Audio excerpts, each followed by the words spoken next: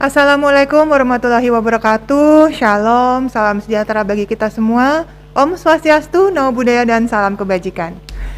Selamat pagi dan salam sehat kepada Bapak Ibu, Saudara-saudari di seluruh Indonesia. Pada pagi hari ini, saya Dr. Esa Broto Asmoro kembali hadir untuk menyampaikan perkembangan situasi pandemi COVID-19 di Indonesia. Pertama-tama, terkait jumlah kasus COVID-19 pada tanggal 16 Juni 2022 kemarin, diketahui terdapat penambahan sejumlah 1.173 kasus konfirmasi positif. Kemudian 509 orang telah sembuh dan diketahui 3 orang meninggal dunia karena COVID-19. Apabila kita menelaah berdasarkan data dari Kementerian Kesehatan, dalam sepekan terakhir, memang diketahui terdapat kenaikan jumlah kasus aktif atau orang yang sedang terinfeksi di Indonesia dibandingkan pekan-pekan sebelumnya. Kita harus terus berhati-hati dan mempersiapkan diri sebagai antisipasi terhadap kemungkinan makin naiknya jumlah kasus di Indonesia. Karena berkaitan dengan telah terkonfirmasinya virus SARS-CoV-2 varian Omicron subvarian BA.4 dan BA.5 di Indonesia. Seperti yang sudah dijelaskan oleh Bapak Menteri Kesehatan bahwa BA.4 dan BA.5 yang pertama kali dilaporkan pada tanggal 6 Juni 2022 diketahui terdeteksi pada 4 orang. Namun kemudian pada tanggal 12 Juni 2022 diketahui sudah terdeteksi pada 20 kasus di Indonesia. Dari temuan tersebut diketahui bahwa subvarian ini tidak hanya berupa imported case atau penularan dari luar negeri saja, tetapi sudah merupakan transmisi atau penularan lokal. Dan kini, pemeriksaan WGS atau whole genome sequencing untuk mendeteksi varian ini terus dilakukan. Subvarian baru ini memang menyebabkan kenaikan kasus di beberapa negara di dunia. Tetapi sejauh ini, gejala yang ditimbulkan sampai kebutuhan perawatan di rumah sakit jauh lebih rendah. Dan diketahui jumlah kematian diakibatkannya adalah 1/10 dibandingkan varian Omicron awal. Dan hingga kini diketahui hampir semua pasien yang terinfeksi di Indonesia tersebut mengalami gejala ringan. Hanya ada 1 pasien yang mengalami gejala sedang dengan keluhan batuk, sesak napas, sakit kepala, mual muntah, dan nyeri perut. Meski demikian, kita tetap harus waspada karena BA.4 dan BA.5 ini memiliki kemungkinan menyebar lebih cepat. Terkait apakah subvarian ini dapat menyebabkan lonjakan kasus kembali, sebaiknya kita menelaah pengalaman atau fakta yang terjadi di Indonesia dari tahun-tahun sebelumnya, di mana secara historis, kenaikan kasus di Indonesia selalu terjadi bersamaan dengan munculnya varian baru yang termasuk varian of concern, seperti varian Delta pasca masa Idul Fitri tahun lalu, serta varian Omicron pasca libur Nataru yang lalu. Kenaikan jumlah kasus positif dan kasus aktif biasanya terjadi dari 2 hingga 4 minggu pasca diidentifikasinya varian baru yang muncul. Pada gelombang sebelumnya, kenaikan kasus terjadi setelah 20 hingga 35 hari pasca hari raya. Dan kasus puncak terjadinya pada hari ke-43 hingga ke-65 setelah hari raya. Oleh karena itu, kita tidak boleh lengah, tetap harus waspada, terutama dengan adanya subvarian baru ini yang dinyatakan oleh WHO sebagai varian of concern telah ada di sekitar kita. Persiapkan diri dengan baik seperti apa yang telah kita pelajari dan biasa lakukan selama lebih dari 2 tahun belakangan ini. Kita harus benar-benar bisa menilai resiko dan disiplin menjalankan gaya hidup bersih dan sehat. Adaptasi kebiasaan baru yang kita telah jalankan sehari-hari akan membantu membawa negara ini ke dalam status kesehatan yang baik dan terkendali. Penilaian terkendali tentu berdasarkan beberapa hal penting yang harus kita ukur, dan ini mengikuti standar dari WHO atau Badan Kesehatan Dunia.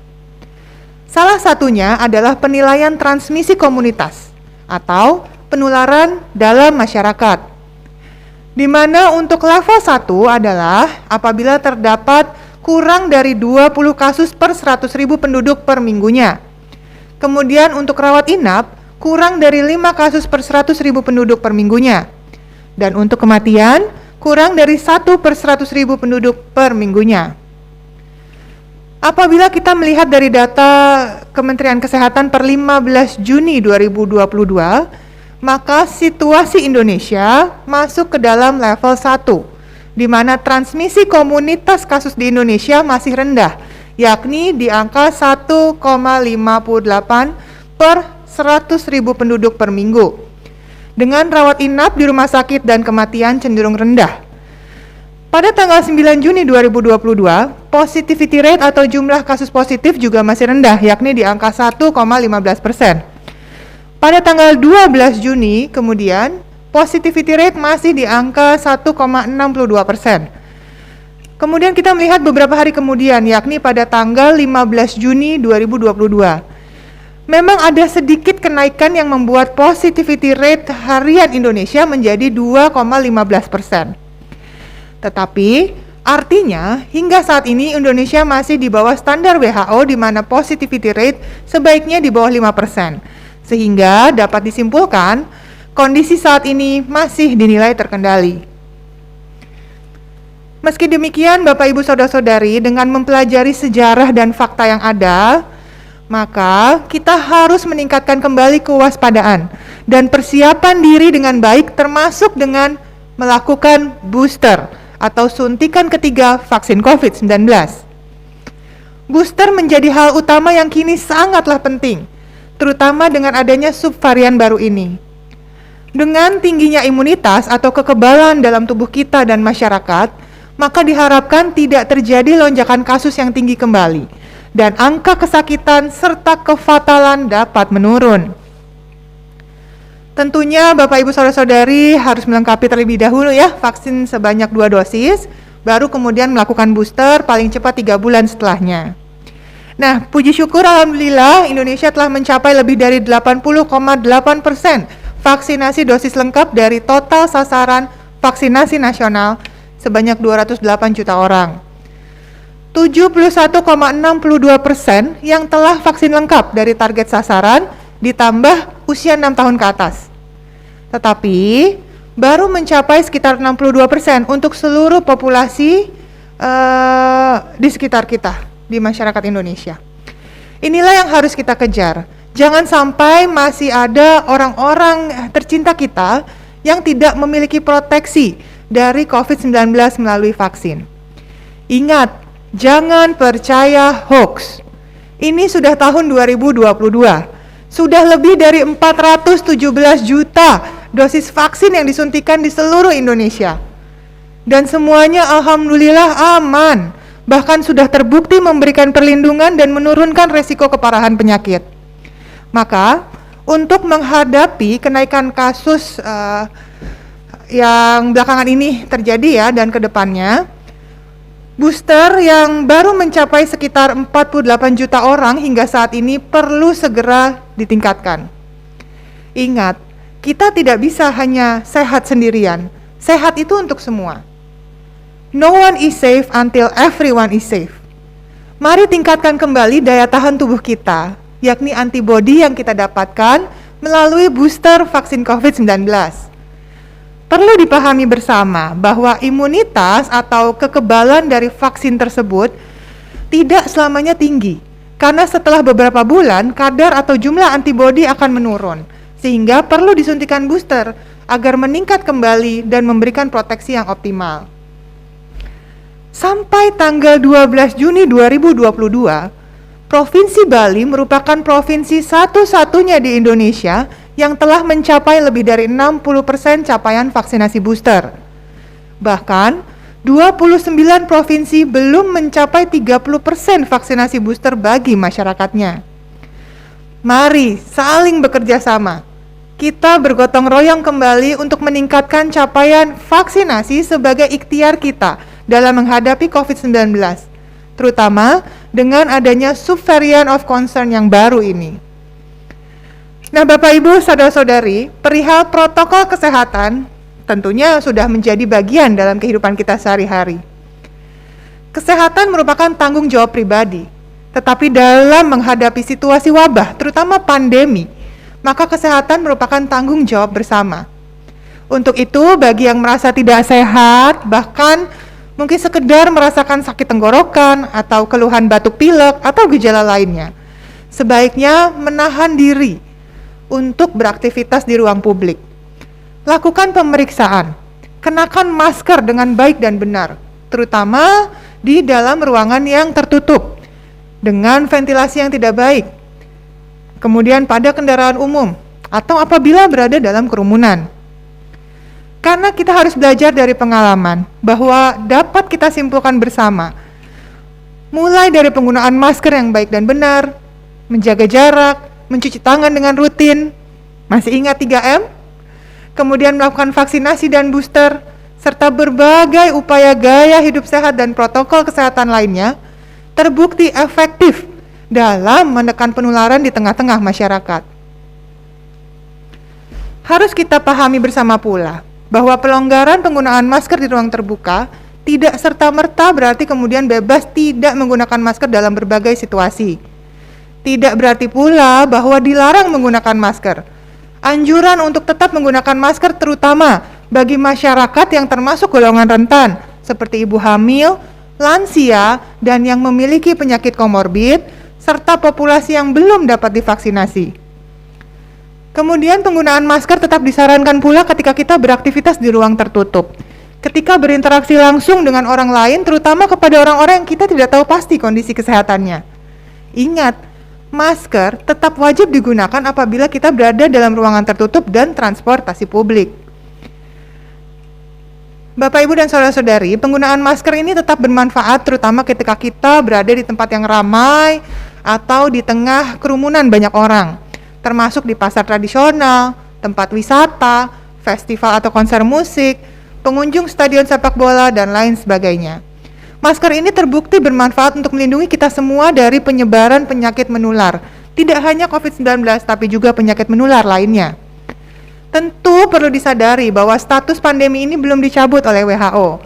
Bahkan dengan adanya subvarian BA.4 dan BA.5 telah menyebabkan lonjakan kasus COVID-19 kembali di banyak negara. COVID-19 memang penyakit yang sangat fluktuatif.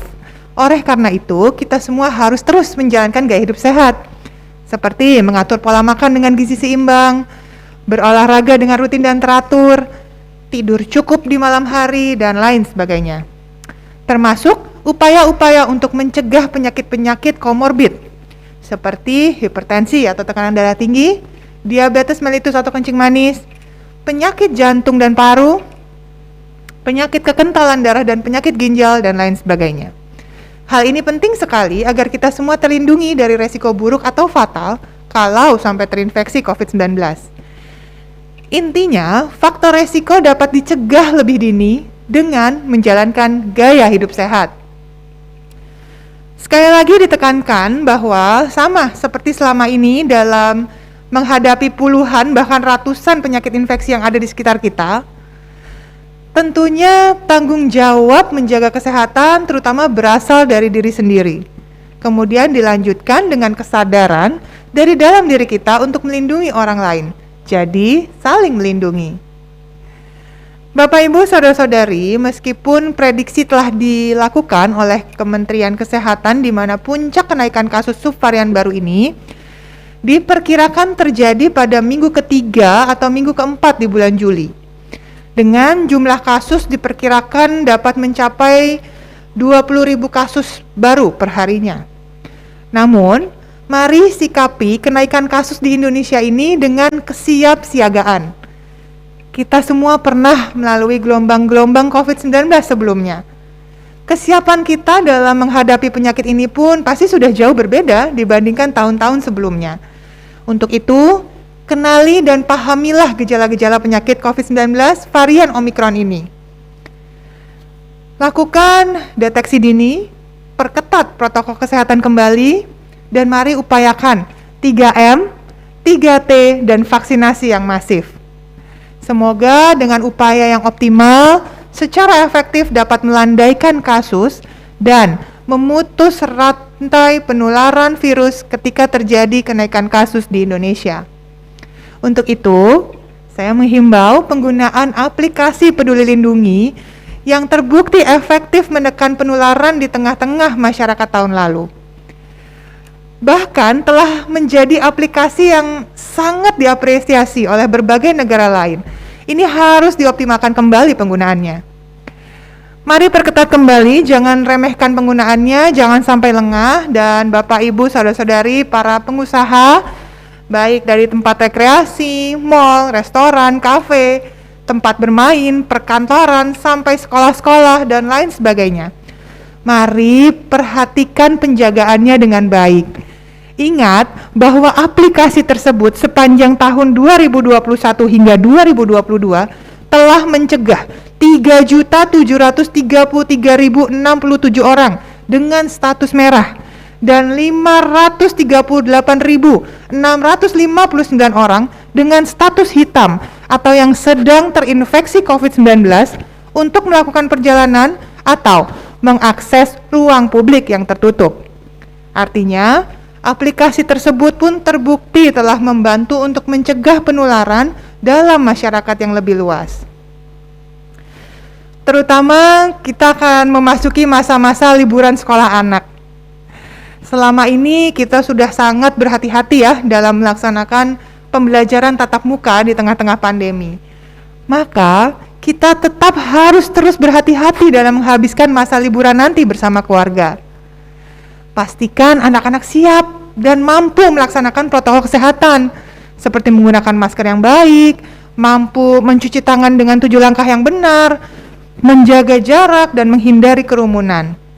Terutama tingkatkan kedisiplinan keluarga apabila ada yang termasuk populasi yang rentan seperti lansia, ibu hamil, serta yang memiliki komorbid dan juga anak di bawah usia 6 tahun yang belum dapat divaksinasi. Tentu seperti yang sudah saya jelaskan di awal tadi ya, bahwa pandemi yang telah kita lewati lebih dari 2 tahun ini sudah membuat kita lebih siap. Maka perhatikan unsur-unsur yang membuat kita tetap dapat beraktivitas, tetap dapat berlibur dan bertamasya dengan aman dan sehat. Salah satunya yang sebaiknya diperhatikan adalah CHSE, cleanliness atau kebersihan, health kesehatan, safety keamanan, dan environment sustainability atau kelestarian lingkungan. Pada setiap tempat kita akan beraktivitas. 4 aspek tersebut merupakan wujud dari protokol kesehatan yang dapat mendukung pariwisata yang terpercaya dan aman dari COVID-19. Kemudian tentunya usahakan pilih tempat yang terbuka dengan sirkulasi udara yang baik dan pastikan diri sehat dan siap untuk berlibur dengan aman. Baik Bapak Ibu Saudara-saudari, sekian dari saya pada pagi hari ini. Terima kasih banyak. Tetap yakinlah bahwa kita pasti bisa mengalahkan COVID-19. Jadi tetap semangat semuanya, tetap optimis, Indonesia pasti bisa. Wassalamualaikum warahmatullahi wabarakatuh. Om Santi, Santi, Santi Om. Sampai jumpa.